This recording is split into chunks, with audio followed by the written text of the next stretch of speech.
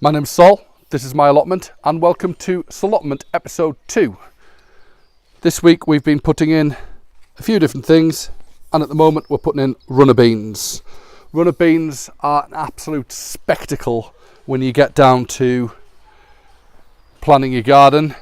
They give your garden elevation. I think gardens are pieces of art, actually, and this is going to bring a lot to the table when you look at your garden at the end of the time. As you can see, I've planted my poles.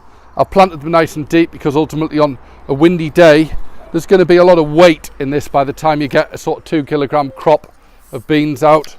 So I buried them deep into the ground and then I'm going to tie it round and hopefully lash it all together.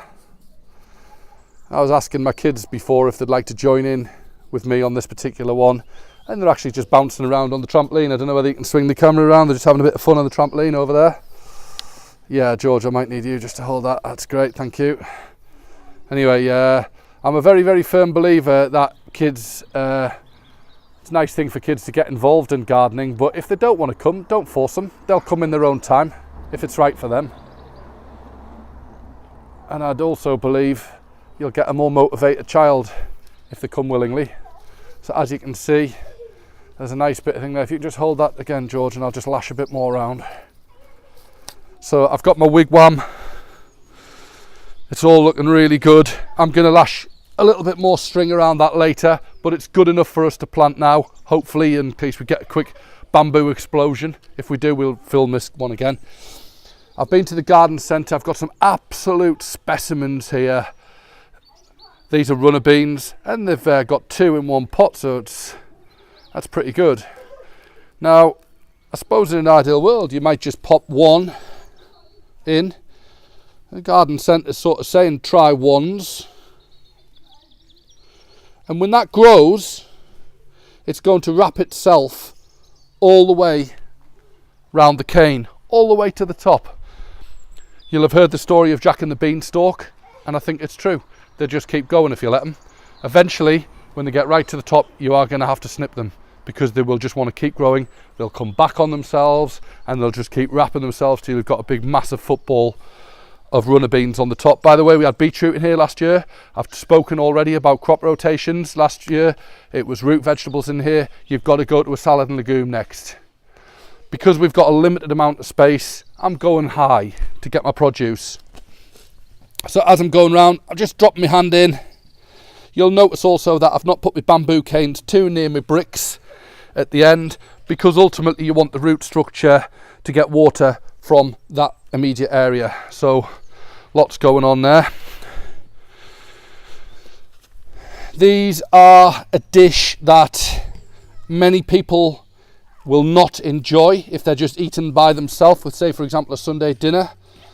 But I believe that if you boil them up and then you fry them off in a pan with tomatoes, garlic and onions, you're looking at a Greek dish called fasolaki, which is absolutely magnificent. As the runner beans get a little bit older in the year, they become a bit stringier, and if that happens, it's not a big deal. You just need to remove the string. So boil them up, remove the string from the edges of the crop. Hopefully that won't happen though, but you're going to get masses and masses of this crop from this area. You're going to have too much, so you're going to have to give some to friends, or you're going to have to start eating them really early. And there is a tendency in allotment gardening to wait until your produce is all ready, and you kind of eat it all, so it all goes to waste, which is pointless. And if I plant a bed of lettuces, I always say as soon as they're that big, start eating them. Otherwise they're going to get eaten by something else. And I think the same applies to this particular crop.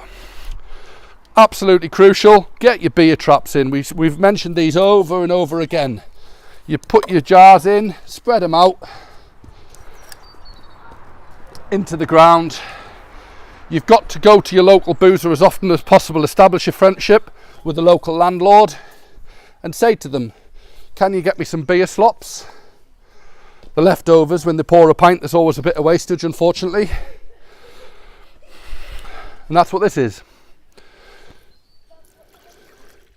You pour it in, And as I've said already, the slugs will be drawn to the sugar.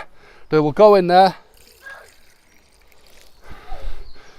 and they will die a most beautiful death, drowning in beer. I'm going to use my slug pellets again. I've mentioned before, nothing exceptional, DOF slug pellets, any of them will do, but I sprinkle them around because the slugs live in the walls, see? They live in the cracks. That's where they live, and they come out. As soon as there's something to eat, they will come out and they will start to eat it. And I'm pretty much giving you my word, if you put these defences in place, your crop will survive. No doubt about it. And there we go. The only thing I'll remain to do is I will give them a drink. Now at this time of year, water is starting to become a bit of a shortage. So I'm not going to water the whole bed, because otherwise if I'm watering the middle, I'm encouraging weeds to come and join the plant. I don't want that. So the only plant I'm going to reward in the bed is the one I want, the runner bean. And you'll notice I'm not pouring 2 cans of water in. That would be a waste. I'm just giving it enough to get it going. And I'll do the same each day. And I'll only water if it looks terribly dry and the leaves are starting to wilt. During the night, when the temperature drops and then the sun comes up in the morning, there's always a bit of moisture. So the plant is always going to get a drink just by the natural weather anyway. So you only really need to water if it's starting to look a little bit dry and a little bit sad for itself. So that's runner beans. They'll pretty much take care of themselves. I'm expecting to see a crop in July now.